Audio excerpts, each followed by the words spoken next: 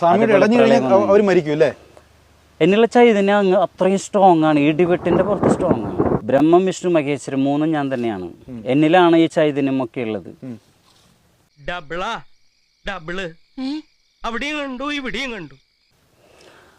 യേശുവായിട്ട് മാറാറുണ്ടല്ലേ?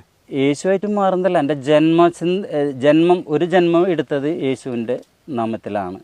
അതുകൊണ്ടാണ് 10ാമത്തെ അവതാരം യേശുവായിട്ട് മാറിയത്. 11ാമത്തെ അവതാരം കൽക്കി. 4 ഒരേ സമയം കണ്ടിരിക്കണു ചിലര്. ഒറിജിനലാണ്. കാരണം ശംഖ് ചക്രധാരി എന്ന് പറയുന്ന ഒരു വ്യക്തിക്ക് കൽക്കിയാവാൻ അധികം സമയം വേണ്ട. മാക്സിമം 21 ദിവസം തപം ചെയ്താൽ മതി. ഇവിടെ ഇരുന്നുകൊണ്ട് എല്ലാ കാര്യം അറിയുന്നുണ്ടോ? ഇവിടെ ഇരുന്ന് കഴിഞ്ഞാൽ അത്യാവശ്യം കാര്യങ്ങളൊക്കെ അറിയാം. അത്യാവശ്യം നമ്മുടെ ഭൂമിയിൽ, ഈ ഭൂമിയിലുള്ള അത്യാവശ്യം കാര്യങ്ങൾ. സിദ്ധനാ, മഹാസിദ്ധൻ. എല്ലാം അറിയുന്നുണ്ട്. നടക്കുമ്പോൾ അപകടങ്ങളും. പിന്നെ അതേപോലെ തന്നെ സൂര്യന്റെ താപം ഈ ഭൂമിയിൽ വന്നു കഴിഞ്ഞാൽ ആകെ പ്രശ്നം ഉണ്ടാവും പറഞ്ഞു. അതും നിർത്തിയത് ഞാൻ തന്നെയാണ്.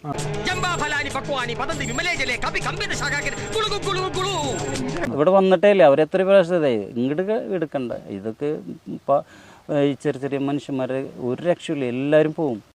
കഴിഞ്ഞ ജന്മത്തിൽ 5000 വർഷങ്ങൾക്ക് മുമ്പ് ഞാൻ കൃഷ്ണനായിരുന്നു.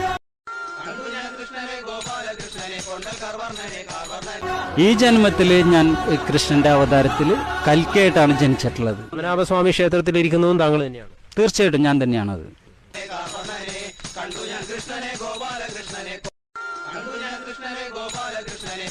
മഹാവിഷ്ണു ഞാൻ തന്നെയാണ്. ശ്രീകൃഷ്ണൻ ഞാൻ തന്നെയാണ്. എൻ്റെ ഗുരുവായൂരുള്ള ശ്രീകൃഷ്ണനും ഞാൻ തന്നെയാണ്.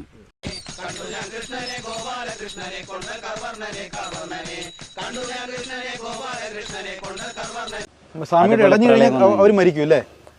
എന്നുള്ള ചൈതന്യം അങ്ങ് അത്രയും സ്ട്രോങ് ആണ്, ഇടിവെട്ടിന്റെ പുറത്ത് സ്ട്രോങ് ആണ്. എന്താ കേശവ? ബ്രഹ്മം വിഷ്ണു മഹേശ്വരൻ മൂന്നും ഞാൻ തന്നെയാണ്. എന്നിലാണ് ഈ ചൈതന്യം ഒക്കെ ഉള്ളത്. എന്താ കേശവ? കുമ്പിടിയല്ലേ? ഉണ്ണിയമ്മയാടോ? കുമ്പിടിയ അല്ല, ഞാൻ കാർത്തിയാനിയാ. യേശുവായിട്ട് മാറാറുണ്ടല്ലേ?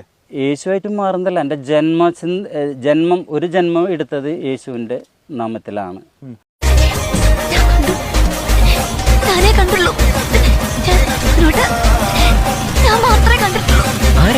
അതുകൊണ്ടാണ് 10ാമത്തെ അവതാരം യേശുവായിട്ട് മാറിയത്. 11ാമത്തെ അവതാരം കൽക്കി. 2023 ഐറ്റം കുലുക്കി അണ്ണി റോസി. എല്ലാവർക്കും എന്നെ മതി.